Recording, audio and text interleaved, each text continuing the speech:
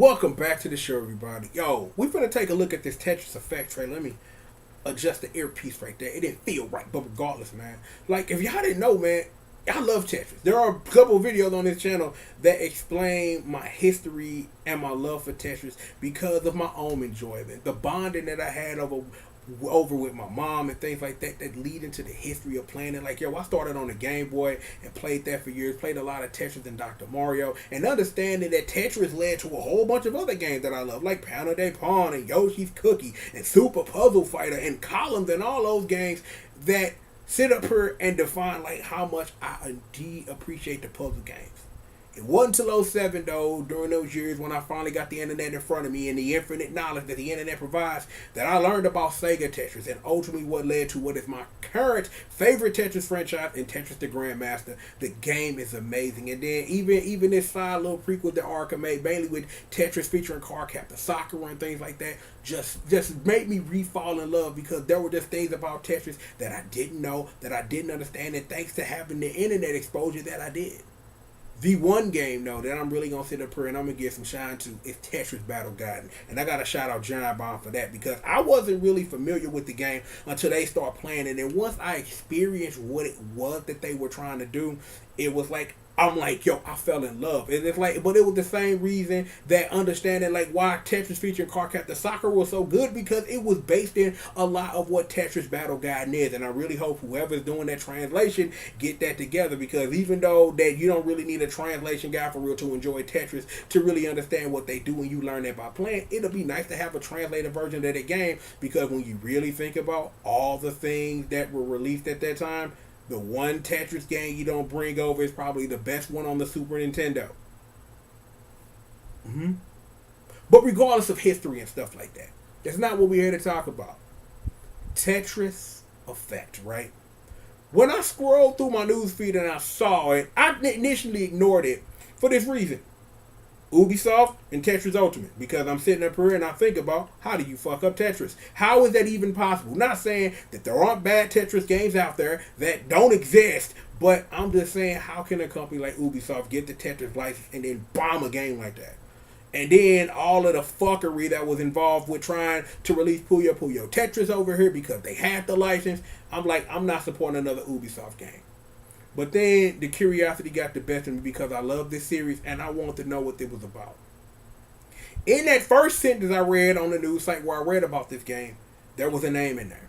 A name you should be familiar with. Tetsuya Mizuguchi. He's responsible for games like, I don't know, Rez, and some other game you may know called Luminous. And by the way, this is the part where I lean forward and say the following. For your own sake, go buy a copy of Cubed on the 360 for digital preservation and all. That if you want everything that those games provide, buy the disc, because there are things that are on that disc that aren't even purchasable anymore, and that's just Uncle Triple just selling you a little bit of the game. But understanding and knowing that Tetsuya Mizuguchi is finna sit up here and work on Tetris, that gets my undivided attention, because I'm like, I love what he does. I love his fusion of puzzle games and music because they work so well. And I'm like, this is like the dream thing. Like, you think about that as a puzzle fan and as a fan of his work, you think about this like, what if Tetsuya Mizuguchi worked on Tetris? But we don't have to wonder no more. We have Tetris Effect. So this is what I'm finna do. That's a magic box. This is a trailer. I'm finna do something with this real quick. Like, I'm finna do something with this. Hold on. Let me try to stretch this jar a little bit like that. I think, yeah, you know what? I think I want it a little bit. Like, yeah, I think that's cool. I think I like that. So, you know what I'm saying? You know, handling business on the fly, I had to expand it a little bit. I just wasn't feeling it. I think it got crossed because, you know, we did Triple the Guy versus Theater earlier with SNK Heroin. I think just something got wrong with the box. But regardless of all of that, I really right now want to stop this video and go play some Tetris Battle Guide or some Tetris Plus. I'm like, those Tetris games, they're like, what, Tetris Splash? I played a lot of that on the 360. Like, you know what I'm saying? I knew some people who played a lot of that and we did that. But I'm getting off topic. Look, let's just sit down, let's chill, and let's play some Puyo Puyo Tetris, which we've already done on the channel. You should watch that. If you want to know my history with Tetris and Game Boys and stuff, there's a video for that too, and you should go watch it. See, self-promotion, the best promotion. But look, We finna activate trailer.exe. We finna see what's good with this Tetris effect. Because, fun fact, here's the thing. Tetris effect isn't just a name. Tetris effect is an actual psychological phenomenon of people that play Tetris so much that they start to see like tetraminos in things. I may suffer from that because I played a lot of Tetris in my time. You should play a lot of Tetris too. Or just puzzle games period because they're off the fucking chain. But look, shh, I got this. Now activating trailer.exe.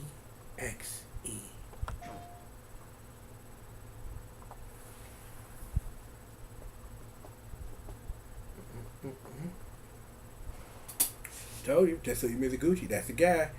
Illuminate the Reds, crack rocket. One of the first formal studies of the phenomenon was at Harvard Medical School in the year 2000. Participants played the game for 7 hours each, spread over the course of 3 days. Remarkably, 63% of the participants, almost 2/3, reported seeing imagery from the game hours after they finished playing, often just as they were falling asleep. This fact on its own was newsworthy. But even more surprising, amnesic patients with brain damage that prevents them from forming new memories also reported seeing game imagery well after they'd finished playing. These participants were unable to recall having ever played the game, but their descriptions matched those of players with perfect memories.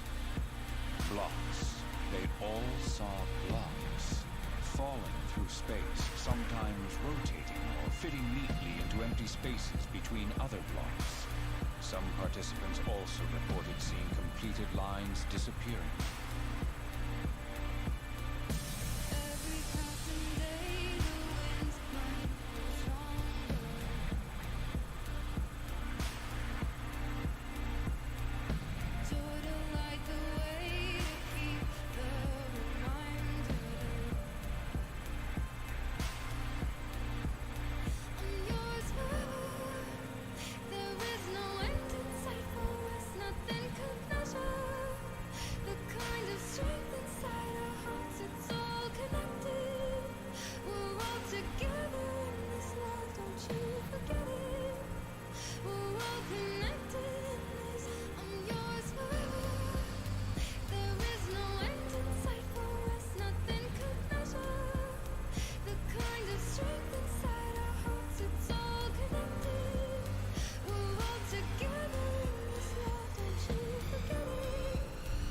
Researchers gave this phenomenon a name.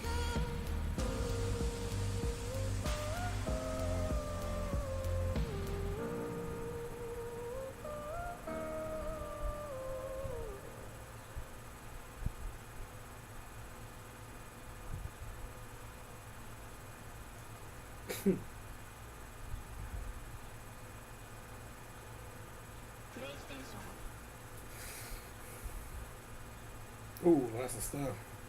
So I got VR and all of that. That's gonna be sick as fuck.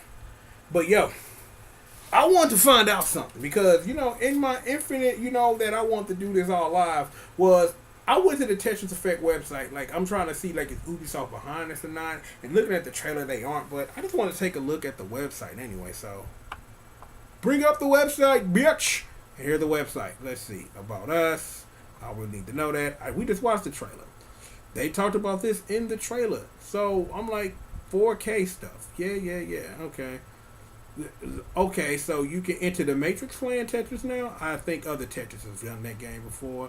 And it's just like, you know what I'm saying? So it's like, it's borrowing from other Tetris games because Tetris Splash was like that. That it was like, it was underwater and stuff, but it had like a whole bunch of different stuff. It was a really relaxing version of Tetris to play. That, you know what I'm saying? Like, yo, man. And more features and stuff. Brought to you by all these people.